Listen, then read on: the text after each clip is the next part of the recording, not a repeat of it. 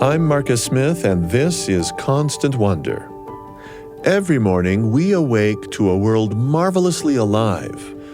Where do we encounter awe and wonder in this world? In animals and plants, in deserts, on mountains, in forests, ocean and sky, in history, art and science, in human striving and human kindness. Join us as we quest for the awe and wonder of knowing we are part of something infinitely larger than ourselves. Your host for this episode is Tenery Taylor.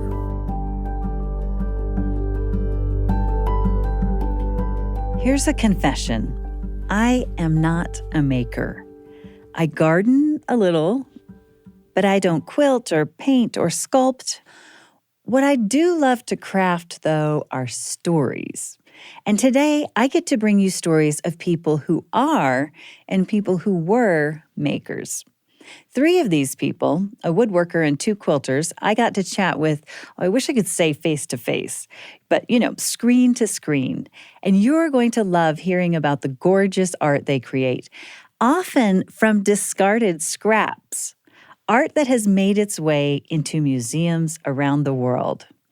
And we're also going to learn about 3 artists born enslaved, but whose circumstances didn't keep them from making art.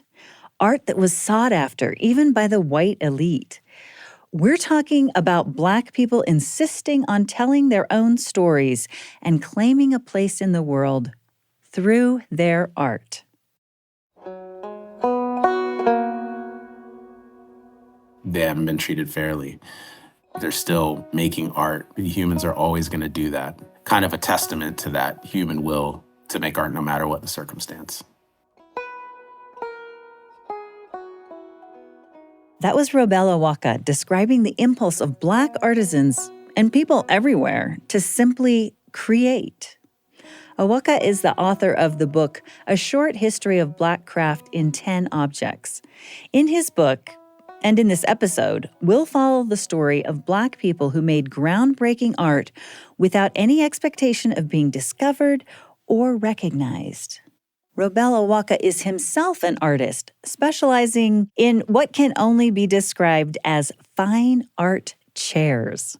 So it's fitting that we start Robell's story by looking back at Richard Poynter, a skilled craftsman who was born enslaved in 1802 and who went on to revolutionize the common ladderback chair. Richard Poynter was originally born in Virginia and moved to central Tennessee with his enslaver, Robert Poynter.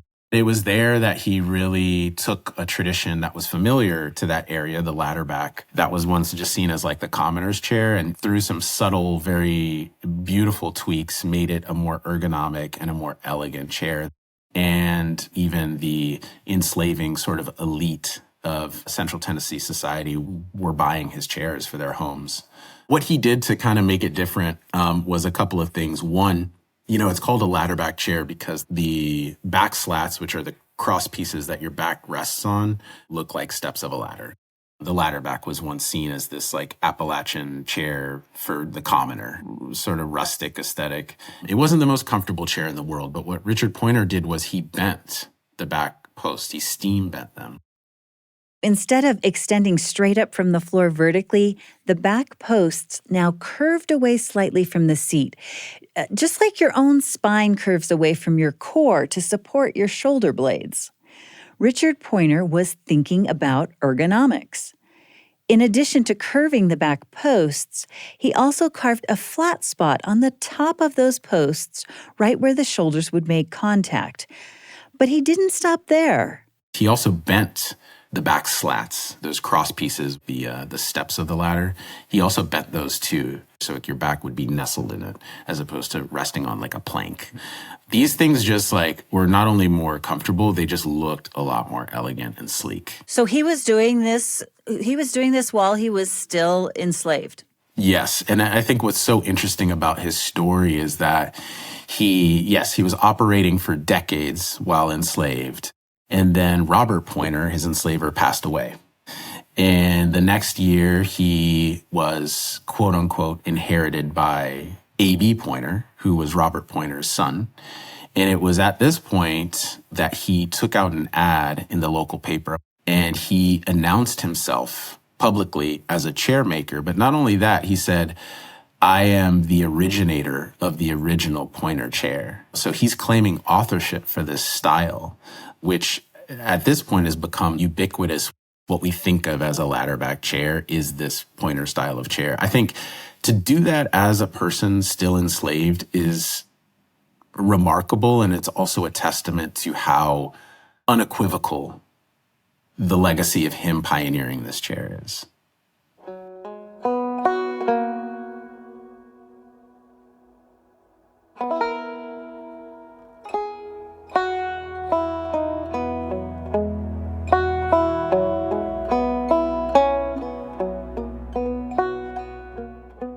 Pointer's genius wasn't limited to design.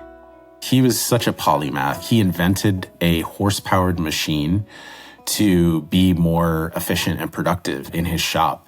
The machine would power a lathe, which essentially is just like a thing that spins wood so you can make parts round pretty quickly, as opposed to shaving them. He was just a brilliant person. Let's talk about how he joined the wood. Because this is what I learned. I was so excited. Yeah. Yeah. So the way of kind of like the joinery and chair making, a lot of people who green woodwork like myself still assemble their chairs in this way. So essentially what Pointer was doing was using greener lumber, and by greener I just mean wood that has a higher moisture content, for his posts. So those are the vertical pieces, the front posts and the back posts.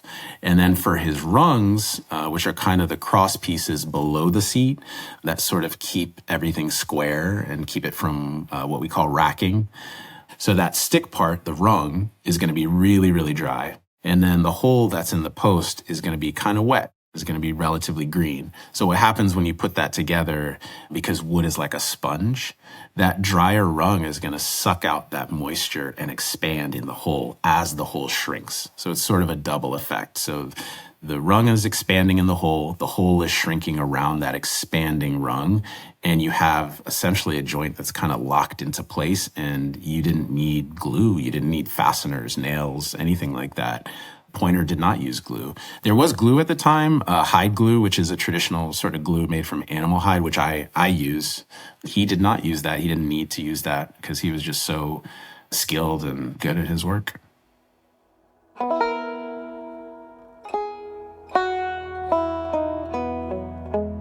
I'd like to talk how you got into making chairs in the first place. Mm-hmm. Did you go to art school? Did you go to a furniture making school? I'm not sure what the path definitely is. Not. Yeah. So I think a lot of the reason why also these stories in the book inspire me is because I am a self-taught furniture maker, artist, whatever you want to call me. I dropped out of college in the first semester. It wasn't for me. And, I pursued physical jobs, working with my hands. And I really gravitated towards that. I mean, I did a lot of things, as one does, when you leave school. I was in the restaurant industry for years. I was a bike messenger. I framed homes for a long time. I welded, all sorts of things, but I always kind of gravitated towards the trades. I want to capture something that you talk about in the book. You talk about as you moved from, say, construction jobs into becoming more of a craftsman. You said the demographics around you changed. And I'd like you to talk to us about that a little bit, please. Yeah, definitely. I think growing up in Atlanta, it's a very diverse city. In construction, it's also diverse. There's Black and Hispanic and white and Asian. I mean, all types of people in the trades. But as you get into work that in most cases requires more resources and more specialization, it gets wider and wider. And I know enough about American history to know that if a trade is as racialized as, say, woodworking is here, that there's a story of exclusion. And I think doing this research on craft and knowing that, particularly in the South, that what was known as the mechanical arts, which is just a fancy way of saying like trade work and craft work, anything from being a seamstress to a blacksmith to a carpenter, was done by Black people. Through census data, the historian James Newton talks about how before the Civil War, the ratio of skilled Black artisans to white artisans was 5-1. 5-1, that's huge. After the Civil War and after Reconstruction, or really the lack of Reconstruction, with Jim Crow, what ended up happening is people couldn't apply their trades, were shut out of the economy. I think, too, industrialization and manufacturing also, in the 20th century ramped up, so things were being mass produced.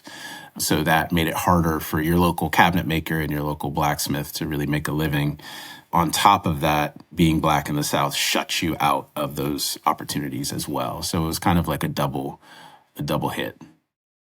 When Robell decided to go all in and move from working in the trades to working as not just a craftsman, but a fine art craftsman, he adopted methods from even before Richard Poynter and his horse-powered lathe.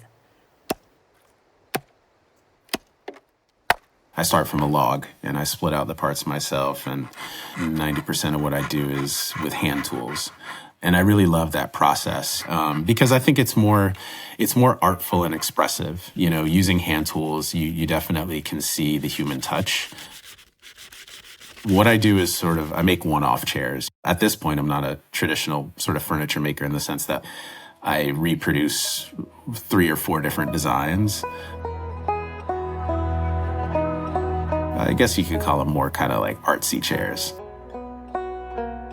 My parents immigrated from Ethiopia in the early 70s.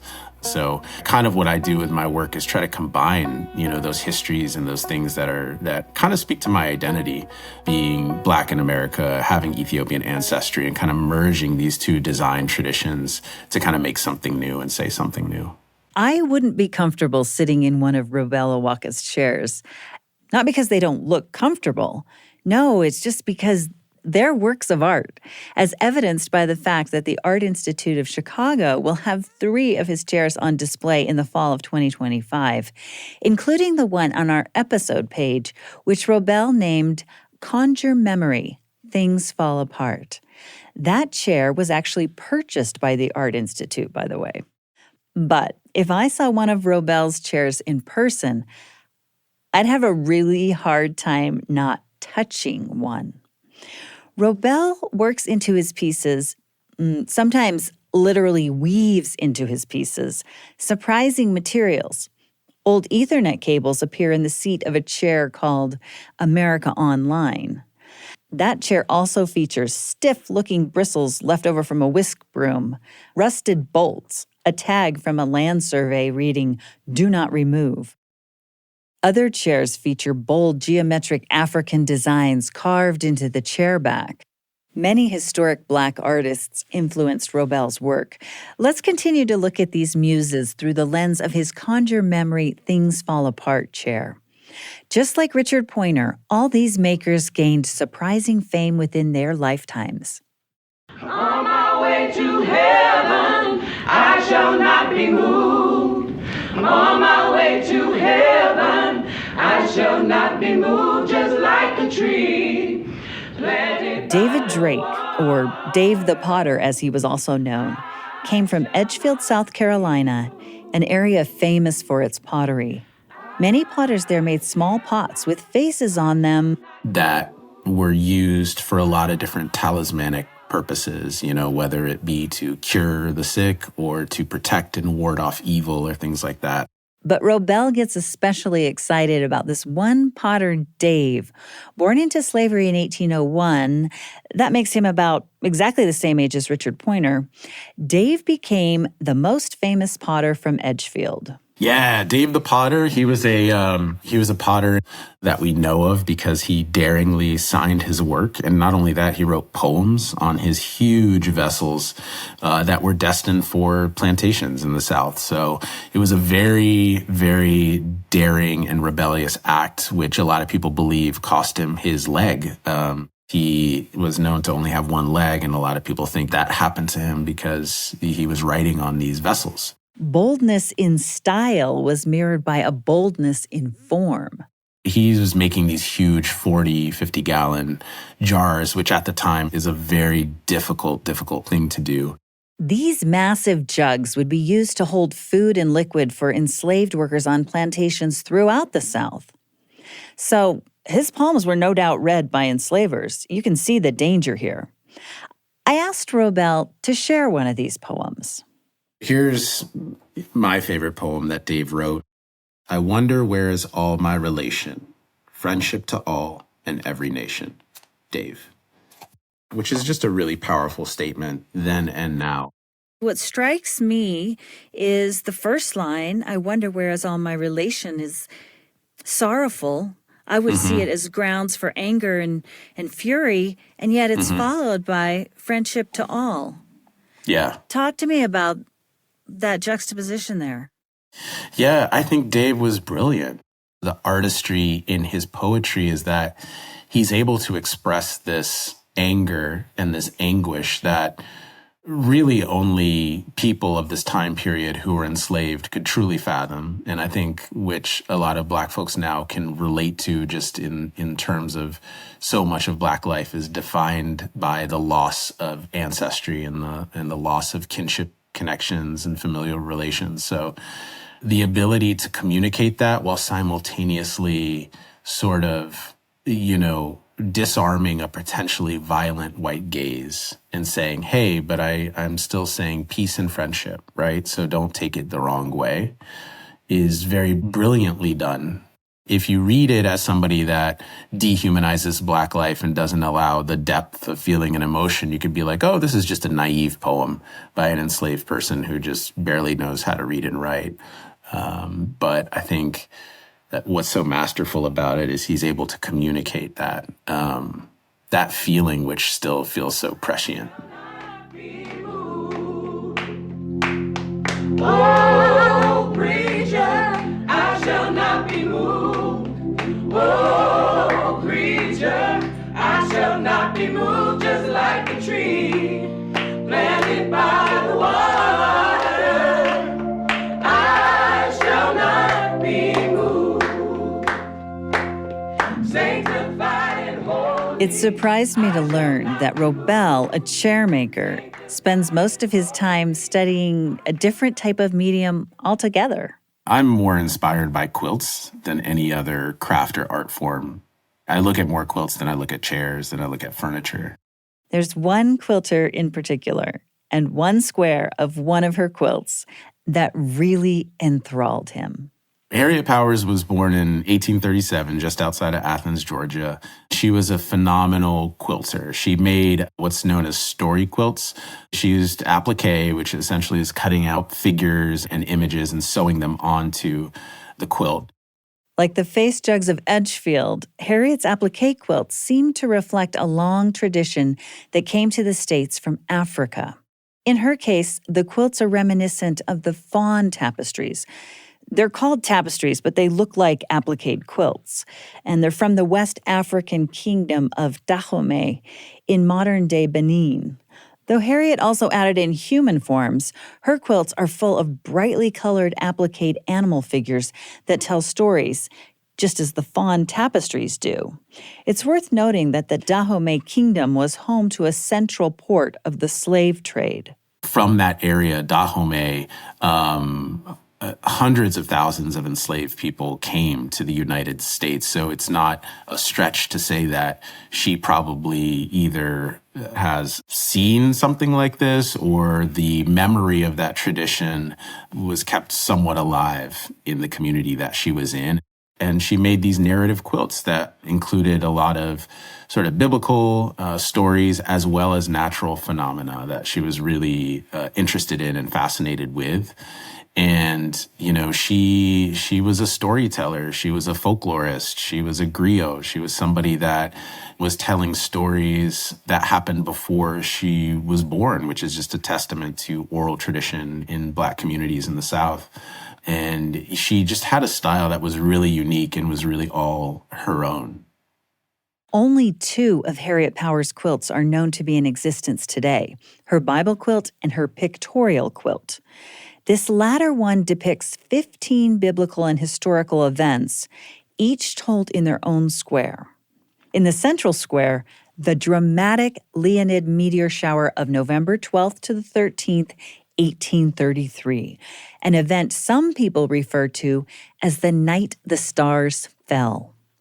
Another quilt square represents May 19th, 1780, when the sun went dark due to wildfire smoke from Canada. One day in 1780 and one night in 1833. These events were seen as harbingers or signs of things that kind of connect to biblical stories. I think what's also really fascinating about how her quilts are even still teaching people to this day like me. I went down a rabbit hole specifically about this Leonid meteor shower in 1833 and how you could see it from anywhere in the United States and how Frederick Douglass journaled about it and all these people witnessed it.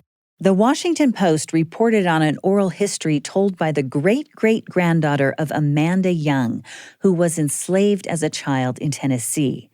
According to her descendants, she always talked about the night the stars fell and how it happened around midnight and all of the enslaved ran out and the enslaver and his family ran out too, and how some people were crying, some people were singing. Nobody really knew how to take it. And that also what happened is that the enslaver on this particular plantation went up to some of the enslaved and told them where he had sold off their family members to. In a way, one could only assume that he thought it was Judgment Day and he knew how evil the system was. He knew how evil it was to separate children from their parents and sell them off. My Lord, he calls me. He calls me. He calls me by the thunder. The thunder. The trumpet sounds way down in my sanctified soul. And that was just such a powerful story that I only got to through trying to decipher and learn her quilts. Green trees are bending, and sinners stand trembling. tell me a little bit about her life story, and we need to talk about how the quilt came to be known, even in her day. Yeah, it's a really interesting story. So she was born enslaved, and I think for a long time people assumed that she wasn't literate, but she was. And actually a letter was recovered that she wrote to a potential customer in Keokuk, Iowa, of all places. So her artistry was even known to a woman in Keokuk, Iowa, who was interested in buying a story quilt from her.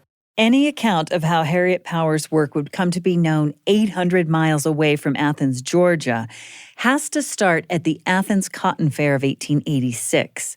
A wealthy white artist and art teacher from Athens named Jenny Smith spied Harriet's Bible quilt hanging in a corner and fell in love with it. She described it as, quote, bold and rather on the impressionist order, while there is a naivete of expression that is delicious. End quote.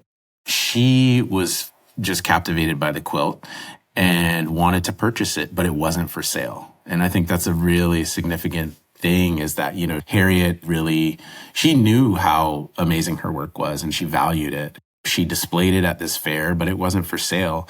But what ended up happening a few years later is that Harriet and her family fell on hard times, and she found Jenny again and sold the quilt to her under one condition, that she could visit the quilt. And she did. And in those visits, she communicated the meanings of her squares to Jenny. And that's a lot of how we know the meaning behind all these squares.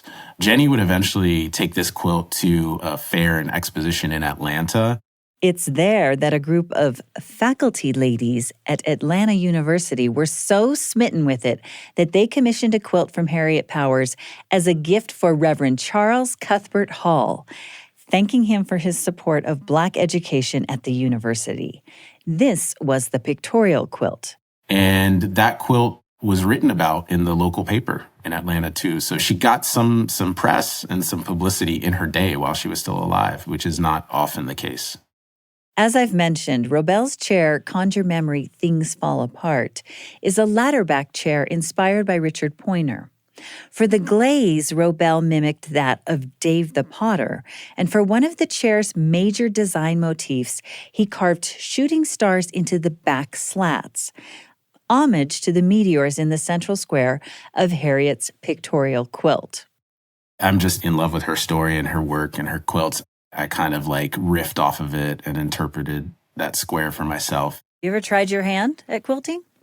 Not yet, but I have plans. I really do. I actually connected with a local quilting bee here in Atlanta, and they invited me to come. So I think I might do that. I think he's already a quilter at heart. The way he constructed the Conjure memory chair was actually inspired by quilt making. I always had this idea, like, I want to make a scrap quilt version of a chair. So I want to use what I've already made, these materials I have, and kind of put them together. So if you look really closely, like, the posts are kind of different thicknesses. The slats are sort of, it's not like I made all the pieces with one chair in mind. It's I had these pieces left over and I was like, I'm going to make something new out of these pieces. It's a 3-legged chair. The front leg I made kind of to fit the other parts. I knew I wanted to riff off of Harriet Power's, Falling Stars thing and kind of make it my own. The color scheme was inspired by jugs from Edgefield, South Carolina, and that beautiful alkaline glaze. So I really wanted a shiny kind of like olive and darker olive sort of camo-looking vibe. The stain on the posts of the chair drips down in just the same way Dave the Potter let his glaze run down the massive vessel that bears that All My Relation poem we heard earlier. The seat of the chair is about 6 inches thick, and for a couple reasons. First, Robell uses not cane, nor reed, nor bark webbing to construct the seat, but instead he chose what looks like long lengths of thick, waxy ropes, which I was surprised to learn are made to be cut down for use in candles.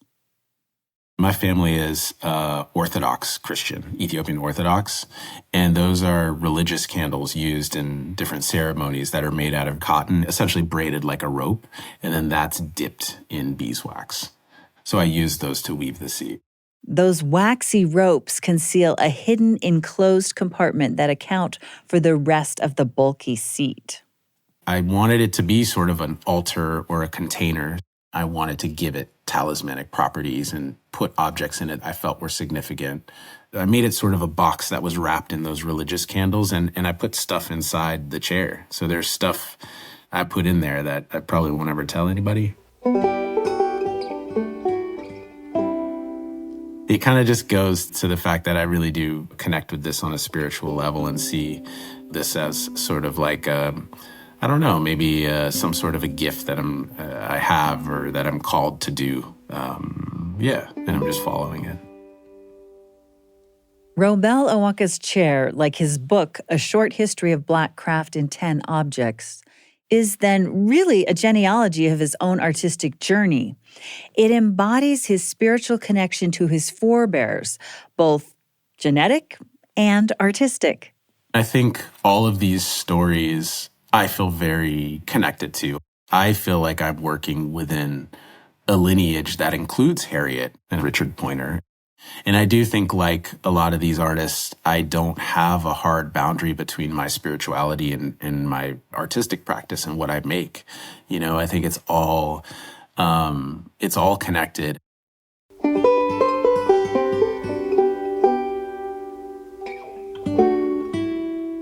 I myself am in constant wonder as to a lot of times I feel like I'm a conduit for something and I'm tapping into something that all of these other makers across time were tapping into. And it feels like when I'm working, time has collapsed in a way. And I feel very alive when I'm in the shop and when I'm working because I do feel very, very connected. You can see Robell Awaka's work at his website, which we'll have a link to on our episode page. Follow it to find out about his book and his upcoming shows. In a few minutes, we'll meet 2 more living artists. but I'm going to rely on Robell to introduce them. He just compared his chair, Conjure Memory Things Fall Apart, to a scrap quilt, what with its legs of various diameters and shapes, etc. He told me that in constructing the frame of the chair, he was channeling a community of quilters still thriving today who grew up making quite distinctive quilts while working in this scrap quilt tradition. But no one would have ever known about them if it weren't for a couple of outsiders who recognized their genius. Now, these quilters live in a place called Gee's Bend. Gee's Bend is a bend in the Alabama River. So it's kind of bordered on three sides by this river. And there was, for most of its history, one road in, one road out. And a lot of people didn't really venture there. And it was a plantation that after the Civil War lapsed into different absentee sort of landlords. And they were sharecroppers for many years up until the New Deal era, where the federal government purchased this land and offered low interest loans to the residents of Gee's Bend. So unlike a lot of areas in the South, the sharecroppers turned into landowning farmers. So they were a very independent bunch. A lot of people in the area referred to Gee's Bend as Alabama Africa because they were very remote and didn't really associate with people outside of the bend. Which is not to say that the residents of the town became rich. Independent, yes. But wealthy, sadly, no. They were making scrap quilts because scraps were what they had to provide warmth for their families. Yet still, their isolation provided the perfect environment for creativity and invention. It was such a unique place and kind of the ideal place for this artistic tradition in the quilt making to really flourish. Let's describe these quilts that were so original. This is a different quilt style altogether from traditional structured patterns like the wedding ring or log cabin.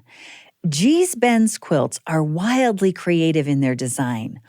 Bold, contrasting colors and abstract geometric shapes and patterns. And I'll note that they generally have more structure than a crazy quilt. Their designs vary widely, but let me describe a couple.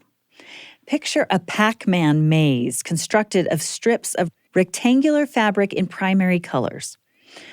Or imagine a background of reds bisected by a bold diagonal of yellow. A Gee's Bend quilt rivals any piece that might hang in a modern art gallery. But women in Gee's Bend had been making them for generations without any outsiders knowing a thing about them.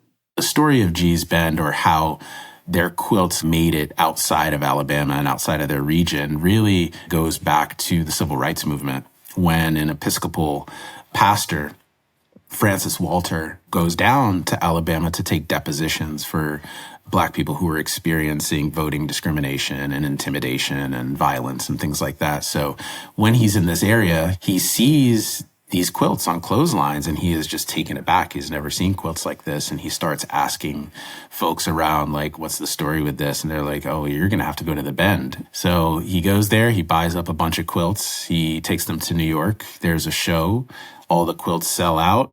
The profits were used to start a worker-owned co-op called the Freedom Quilting Bee. They get some notoriety and success. The New York Times writes about the Quilting Bee. They get a contract with Saks Fifth Avenue and Sears and Bloomingdale's to make, throw pillows and baby quilts and things like that. The women of Gee's Bend were able to build a center to house the Freedom Quilting Bee, and their Sears contract lasted nearly 20 years. In just a moment, we'll hear about another outsider who also brought Gee's Bend's quilt to the attention of the 21st century world. I'm Tenery Taylor, and this is Constant Wonder from BYU Radio.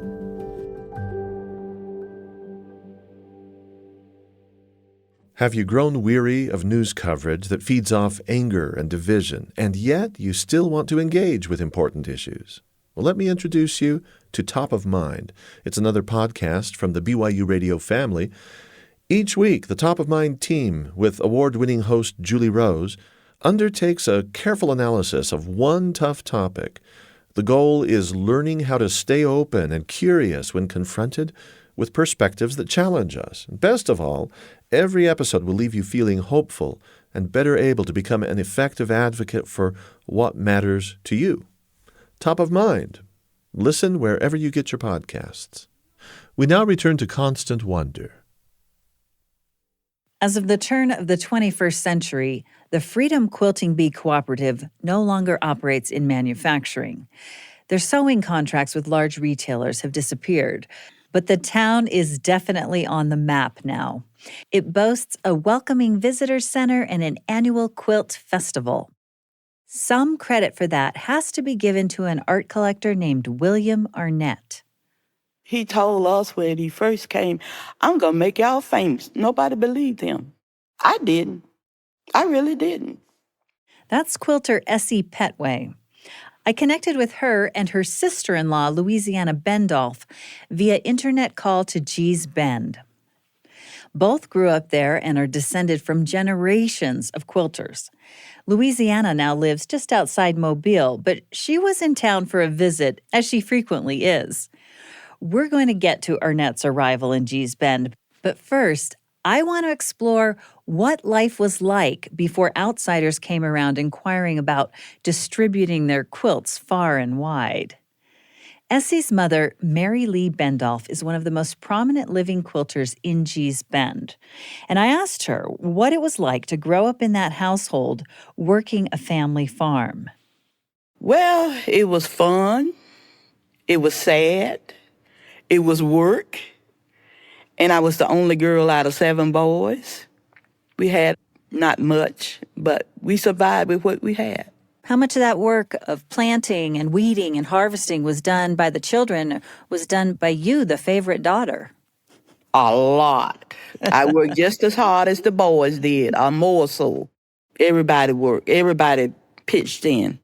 Like cooking, the boys had to learn how to cook too. Washing dishes, the boys had to do that. Cleaning the house, the boys had to learn how to do that. Sweeping yard, the boys had to learn how to do that. Even I had to learn how to kill a hog, but I don't like doing that. We did the same thing everybody in Gee's Bend did. Like now, during the summer, people go on vacation and do all that, and they out of school, they happy.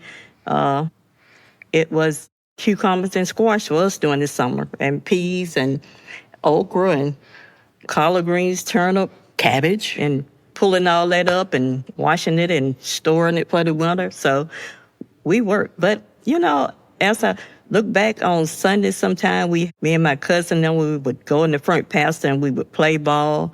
And so we had some fun times too. When in all of that work did you have time to learn how to quilt? And how early did you start, Essie? Well, I started at the age of 6. The women came together to do their quilts on the weekend. They had the girls and the boys under the quilt threading the needles because they said the eyes wasn't good enough to thread it. So then after some of the ladies left and went home, my mom always put me on the corner of a quilt and tell me, come on, let me show you how to do this. And so as I was learning, my stitches were pretty long. And my brothers didn't like that at all. They always tell Mama, don't let her quilt because our toes get caught up in the thread. So don't let her quilt. But anyway, I started learning how to quilt at the age of 6. And I actually pieced up a quilt at the age of 8. But it took a long time because I had to do it by hand because my mom was very afraid of me using a sewing machine because I might have broke it. Yeah, that was a valuable resource in the house, I'm sure. Yes, it was because they had to patch and old clothes. And like when your clothes wear out, you always had to put a patch on that hole. And so you could continue to wear it on throughout the year. We didn't throw anything away. We used it till we couldn't use it anymore. And then you made a quilt out of it. Yes. Everything was recycled. Was quilting a form of pleasure, or was it just something you were expected to do because you needed quilts in the house to keep warm? Thank you. Something we was Expected to do because a lot of times they had to use the quilts to cover up the holes in the house to help keep the air out. Then we had it to wrap up at night to keep warm. And then another thing to keep the dust from coming up out of the floor into the house. So those quilts was very valuable for whatever. We used them for whatever. I enjoyed it at sometimes at quilting, but then there was a point in time that I didn't want to do it. But, you had to obey. How about you, Louisiana? How did you feel about it as a child? Was it fun or was it just one more chore? One more thing to do, one more chore to do. But, you didn't want to stick your fingers. You already done worked in the field and stuck them on the cooker bowls. And now you want me to, stick them with a needle? Yeah. They didn't necessarily want to be there, but the children were actually being invited into a special place. The world of the quilting frame had something of an aura about it. The women would pray and they would sing and they would sit around and talk about their life, and it would bring them a peace of mind because you worked all day. Right on, King Jesus. Most people back then, they had a lot of kids, and they didn't know how they was gonna feed them. Go through that not knowing where your next meal was coming from or how you was gonna buy a pair of shoes for your kids. It was hard, and the quilts just brought them joy.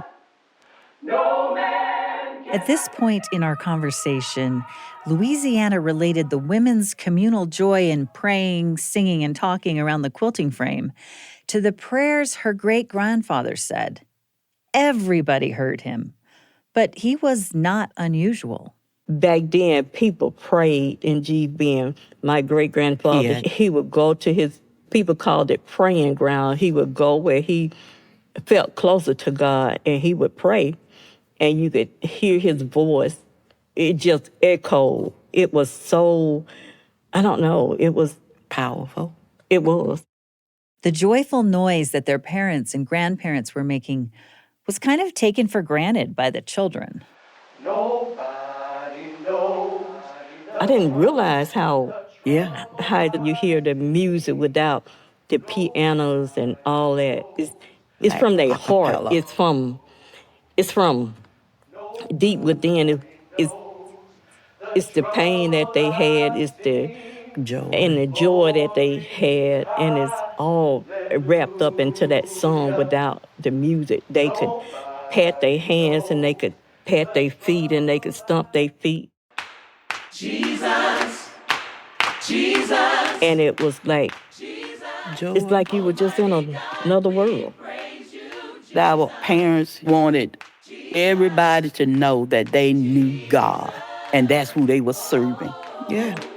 Jesus, Jesus, Jesus. In the world of G's Bend, praying was communal, and so was working and disciplining children. When an older person passed by you pass by an older person, you better speak, or else you're going to get a spanking from them, and when you get home, you're going to get another one. But everybody raised us. Yeah. Everybody. My auntie used to spank me from her house all the way home. And when I got home, Mama didn't never stop. She continued on.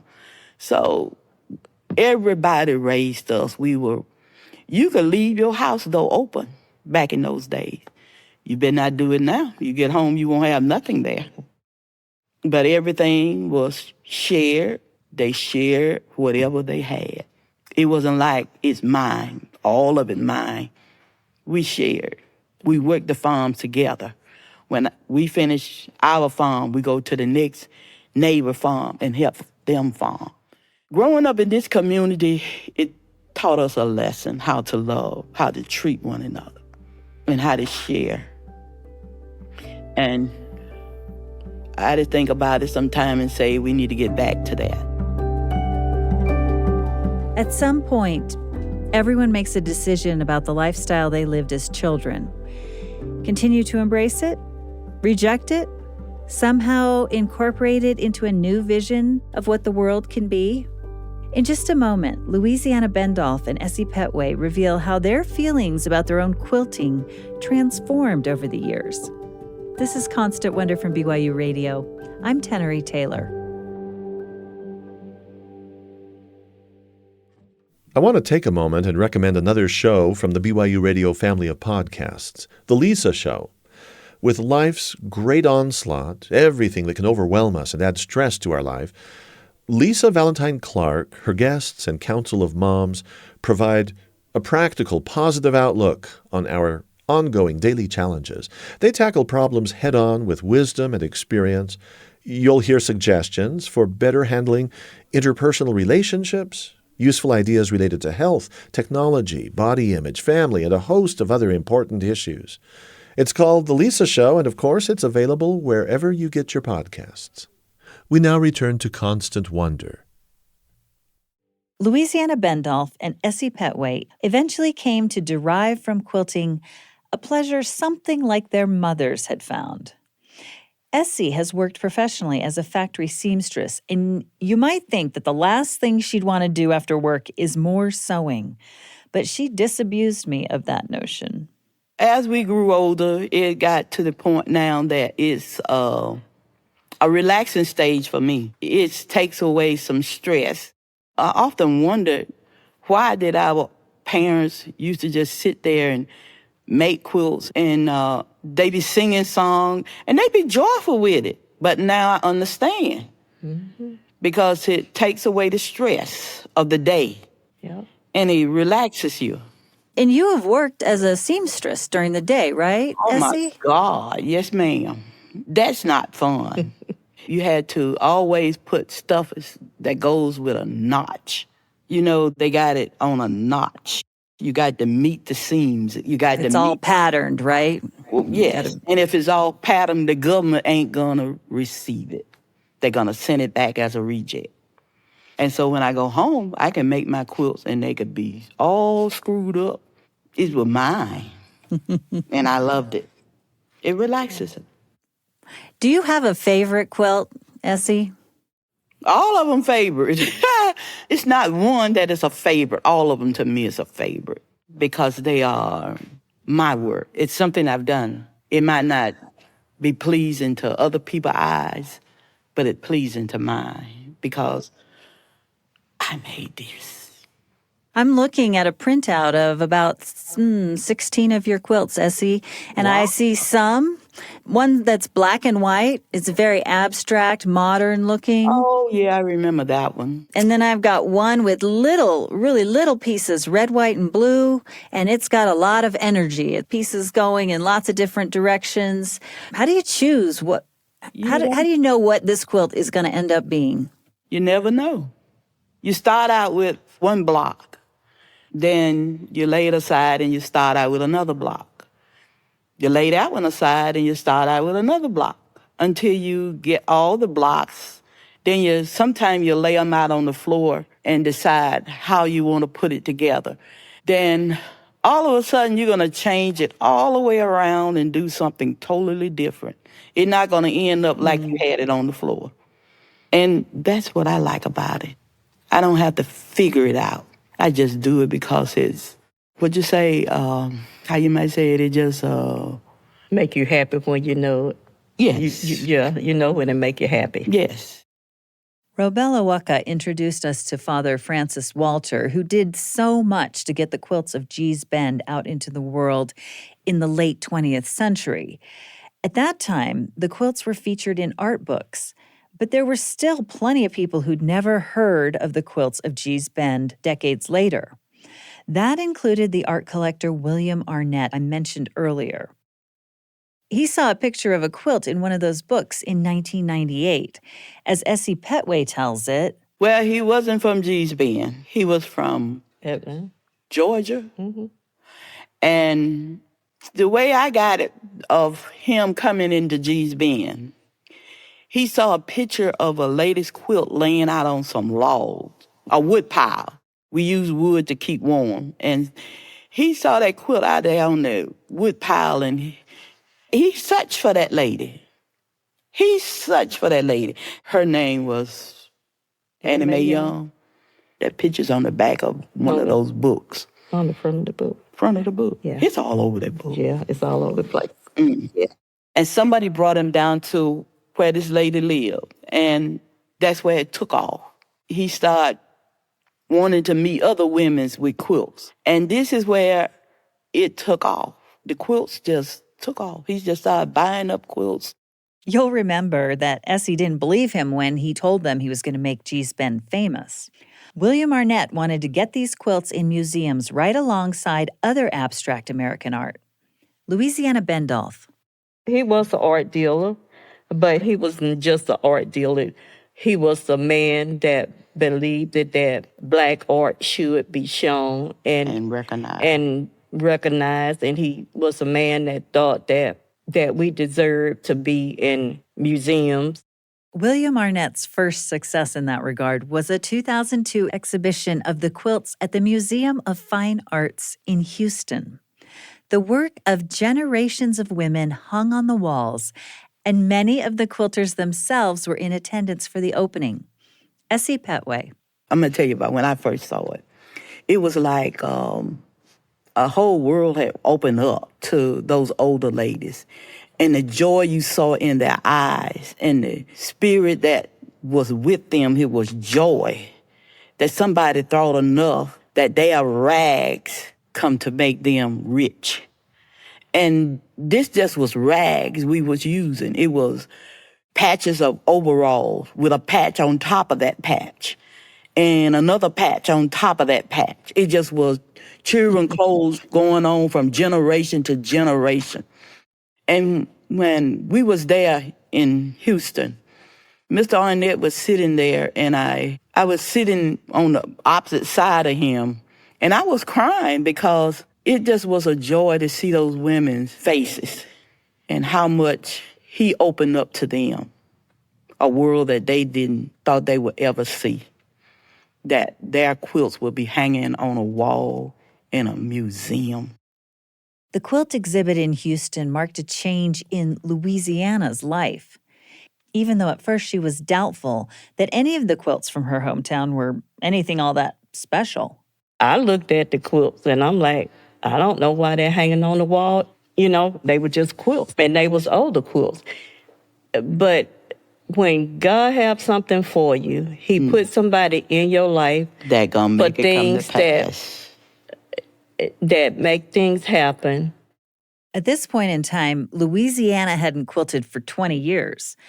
And the last time she had quilted, she'd done traditional quilts made from a pattern in a book, not the free-form, abstract style she'd done in her youth. But on her way home from that show, she started seeing visions of quilts. So when I was on my way back from Houston, and I kept seeing vision of quilts, so I started seeing quilts how we used to make them. And I kept seeing the vision, and so I finally decided to start back to sewing again. Sometimes people, when they've been away from something for a while and then they get inspired to go back, they kind of try to fight it.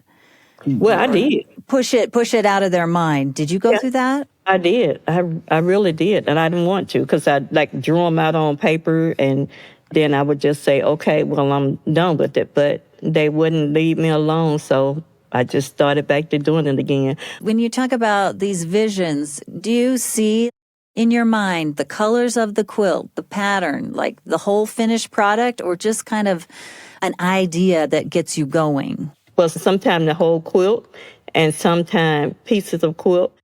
The exhibit in Houston wasn't a one-off. The show went on a national tour of 12 cities, the Museum of Fine Arts in Boston, the Whitney in New York City. Traveling to the openings of these shows changed these women's lives.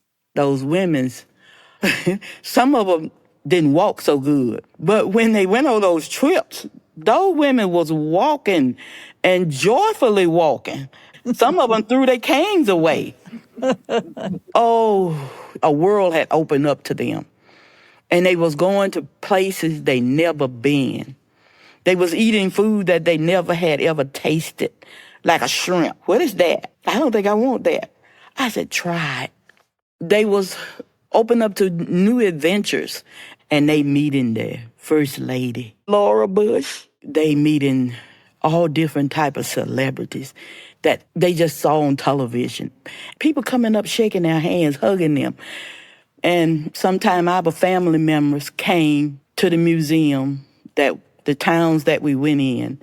And when they came to the museums, they were standing back there. Tears were coming out their eyes and remembering, listening at the stories that they was telling, the songs that they were singing, the joy that was in their heart and the spirit that was ringing.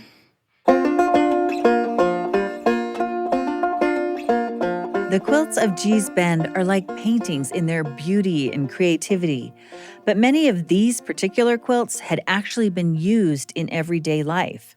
Louisiana mentioned earlier that the quilts on display were old. They'd been made for family life, and it was memories of the quotidian that brought tears to the eyes of family members who had long left Gee's Bend. That domestic history is also what sets them apart from paintings. As Louisiana Bendolph explained, and Essie endorsed, after all, who hasn't covered up with a quilt? So, you can cover up with a quilt. Yeah. But you can't do that with a painting. No. So you can enjoy the quilt and you can hang it on the wall. True. You can do a lot of things with a quilt. Yeah. Yeah. Museum visitors who had likely never heard of Gee's Bend before this show were moved by the family stories they might glean from looking at these old and even well-used quilts. Louisiana had a clandestine mode of discovering outsiders' reactions at these exhibitions. As I went to different shows, I would take off, 'cause we always wore a badge with our name and it said who we were. And so I would take that off so I can hear what people, how people tell you one thing but mean something else, and I wanted to know what they really felt about them. Some viewers critiqued the form and style of the pieces. And it was amazing the way some people saw them. They would talk about how this line was here and that line. And I'm like, okay. But others clued into the history behind the quilts. Some people would cry because some quilts did have a few stain on them, and it was more like they was reading about how they was made, and the quilts they had been used. Baby had been born, people probably had died on them because they didn't throw away Anything. We didn't throw them away when people died. You would take everything outside, and we had these big old black pots, and they would put them in the pots, and they, would clean them. One of the most profound effects of the quilt shows was the impact it had on the 3 or 4 generations of quilters themselves who attended these show openings. Beyond seeing parts of the country they'd never seen before, attending the shows brought back a feeling that had been missing in Gee's Bend as younger generations had moved out and the population had dwindled. Here's Louisiana describing a travel mix-up. It was their first time traveling without Mr. Arnett. And we got stuck at the airport, and I'm like, fine time to get stuck, because we hadn't did a lot of traveling, and all the women that had went was mostly in wheelchairs. Or the cart, Yeah. and drive them And- to their places where they had to be, because some of the times it was a long walk. Yeah. And so that particular time, the plane came in late. And so then our flight was diverted. So when we got back to Atlanta, then we ended up and we had to spend the night at the airport. And the older women, they was up in there, they was talking and they was laughing. And I told them, I said, you know what? I can't hang with y'all. I said, because y'all funny, and then y'all stay up all night. And so, it was just, they gave us more than just fame. They brought the community back together. They gave us vacation with our mom, with our community. I call them vacation because it was just like being on vacation when you went somewhere, even though people say it was work, but I called it vacation. And we shared hotel room, and it wasn't because we had to, it was because we wanted to. And they would tell stories about their lives. And they had you laughing. We never had that because they never talked about things that happened in Gee's Bend. They didn't talk about things that the husband did or how the kids were. And so if the quilts wouldn't have went out there, we would have never got that chance to hear about our community, to learn things about our community, because that's what it allowed. One of the older ladies that was in the group named Nettie Young, she would talk about how they was arrested. Martin Luther King made a speech in Gee's Bend on February 16, 1965, and many people from the town joined in his march in nearby Camden. After his assassination, Gee's Bend sent 2 mules to pull his casket through the streets of Atlanta on the day of his public funeral. But it wasn't until one of these trips to a quilt exhibit that Louisiana got to hear the story of her neighbor Nettie Young's activism and arrest during the Civil Rights era. And then they put all the criminals out to jail and put them in the jail. And then they took the cots out the cell. And she said she laid on that concrete floor. And she said when she got up that next morning, she felt better than she had ever felt. Her back didn't hurt anymore. Louisiana and Essie circled back to Mr. Arnett at this point. He came in a time when the women needed something in Gee's Bend. They needed A little boost. And a voice. Yeah. And a lot of their husband had passed on, and, they was kind of lonely, and they needed something. Yeah. Because all of those women, I think about half of them, they were widows. I believe it. They got a little pep in their step. But anyway, it was fun.